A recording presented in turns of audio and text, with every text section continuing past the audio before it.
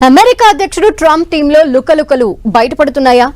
ఈ డౌట్ ఎందుకంటే ట్రంప్ కొత్తగా ఓ డిపార్ట్మెంట్ ఏర్పాటు చేశారు.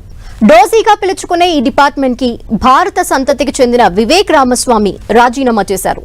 అసలు వివేక్ రామస్వామి ఈ డిపార్ట్మెంట్ ఆఫ్ గవర్నమెంట్ ఎఫిషియన్సీ అనే శాఖ అంటే ఎంతో ఇష్టంతో జాయిన్ అయ్యారు. అయినా కూడా 2 రోజుల్లోనే బై బై చెప్పేశారు. ఇంతకీ ఎందుకు ఇలా జరిగింది అంటే ఓ రీజన్ ఉంది. అదేంటో మీరే చూడండి.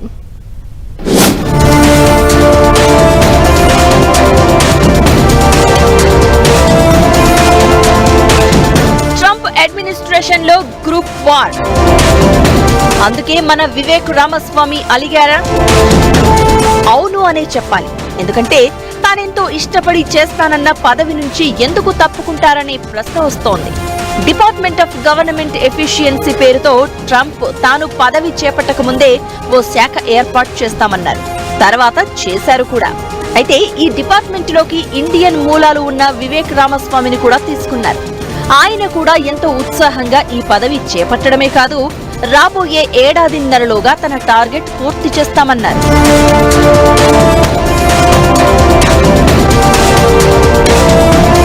డిపార్ట్మెంట్ ఆఫ్ గవర్నమెంట్ ఎఫిషియన్సీని డోజీ లేదా డోగీగా పిలుస్తూ ఉంటారు. ఈ డోజీలోకి Trump Tesla owner Elon Musk తో పాటు రామస్వామిని కూడా తీసుకున్నారు. కానీ పదవి చేపట్టిన వెంటనే తప్పుకోవడం కలకలం రేపింది. అయితే దీనికి ఓ కారణం ఉంది. అదేమిటంటే H-1B వీసాల విషయంలో ఓ ట్వీట్ చేశారాయన. అదే మస్క్ తో ఇంటర్నల్ వారికి దారితీశారు.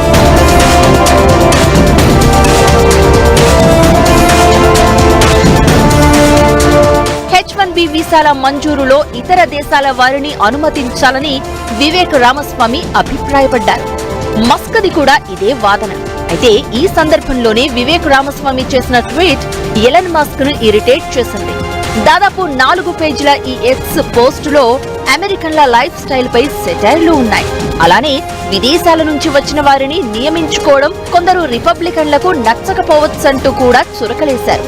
ఈ ట్వీట్ తర్వాతే వివేక్ రామస్వామి డోగి నుంచి బయటకొచ్చారు.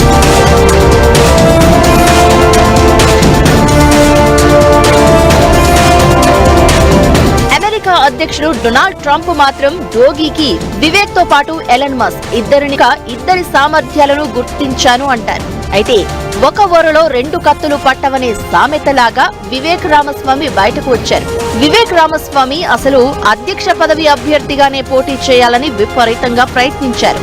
అందుకే ఈ నిష్క్రమణని వచ్చే ఎన్నికల కోసం వాడాలి అనేది ఆయన ఆలోచనగా తెలుస్తోంది. 2026 నవంబర్లో ఓహియోకి జరిగే గవర్నర్ ఎన్నికలను టార్గెట్ గా పెట్టుకున్న వివేక్ రామస్వామి ఆ దిశగా అడుగులు వేస్తున్నారు అంటారు. అయితే ఈ క్రమంలో డోగి నుంచి తప్పుకోవడం మాత్రం ట్రంప్ అడ్మినిస్ట్రేషన్ లోని మెగా ఇంటర్నల్ వారికి నిదర్శనంగా ఇక్కడ ప్రచారం సాగుతోంది.